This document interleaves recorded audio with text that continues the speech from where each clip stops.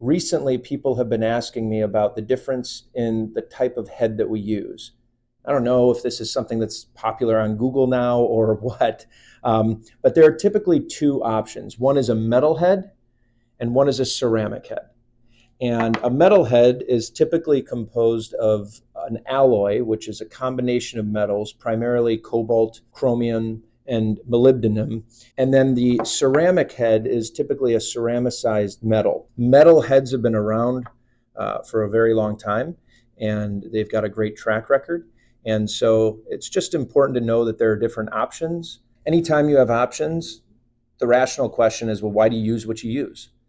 And I would tell you that I don't think there's a right answer here. And certainly there's a lot of different perspectives. Some people look at things like cost, age, activity level, all these different things.